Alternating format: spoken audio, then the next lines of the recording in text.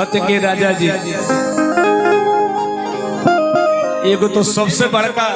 गलती तू कैल कि नैहर में रहने तो कितना सखी उखी के संगे मन लाग जात रहे, लेकिन गाँव करा के ऐसा जगह गइल बड़ो कि ना आवत तारो ना कोनो फोन करत तारो ना कोनो मैसेज करत तारो। भाव लागल कैसे कैसे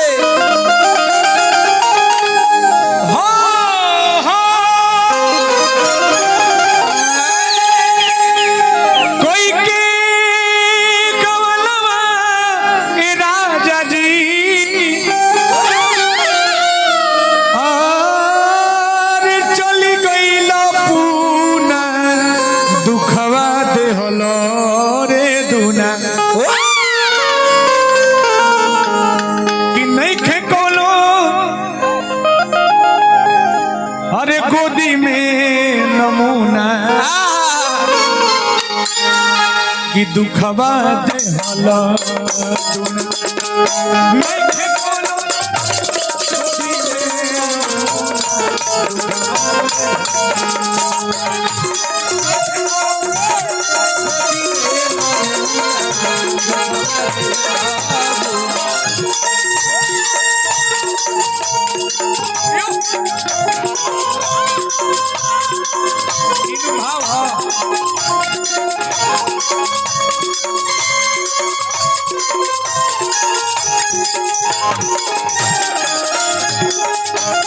कोई के गवाना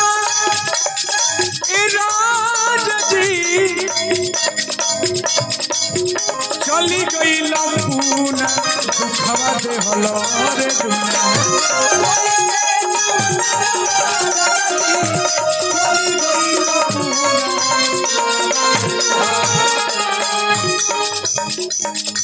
कोई के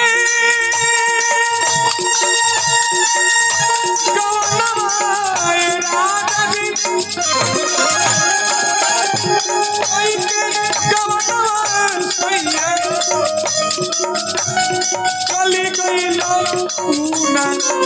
कि दुखवा दे हलो रे दुनिया देखे कोनो गोदी में नमूना दुखवा दे हलो दुनिया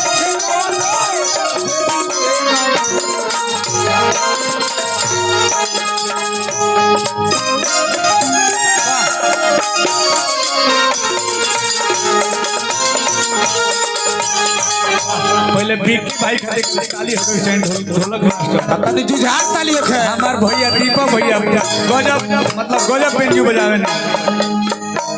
बहुत बढ़िया। राकेश भाई हमार बैठ पर अपना अरे मंटू बैरागी देखिए पूरा टीम हमार भाई बबूना शैलेंद्र भाई देखिए बड़ा बढ़िया बजाओ बड़ी मजा आ गई है भैया। अरे विवेक बेंजू जी आज बने अरे हमारे छोट भाई विवेक बेंजू वादक और देखते राजा जी खबरों ना भेजो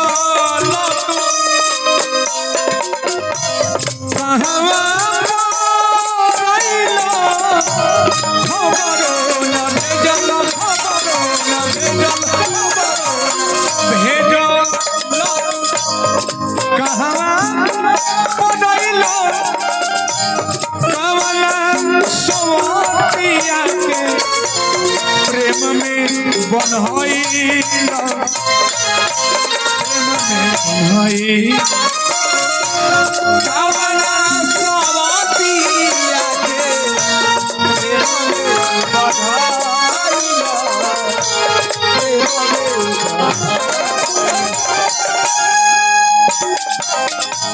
तोरा बिना सुना लागे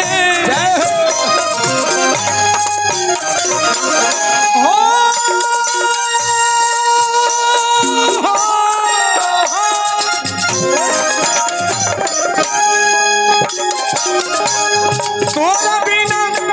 सुना लागे दिल दुख दूना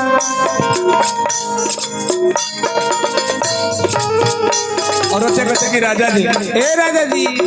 तारा बिना सब कुछ मने खाइल पियल सुतल बैठल सब बेकार लगता। हां सब बेकार बा तारा बिना सुन लागे कुल्हे झूर झूना हवा में हलो नहीं खे कोनो गोदी में नमूना दुखवा हलो नहीं खे कोनो गोदी में नमूना कोई के गवनमा कोई के गवनमा चली गई लपुना दुखवा हलो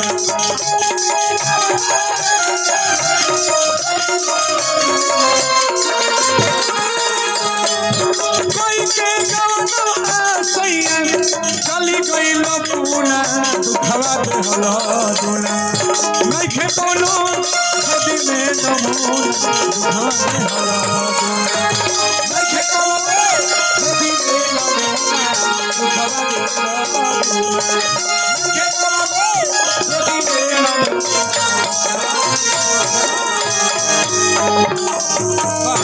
जोरदार ताली हो चाहिए कर भाई चलिए बहुत बहुत धन्यवाद कोनो गलती त्रुटि भइल तो सब क्षमा करब।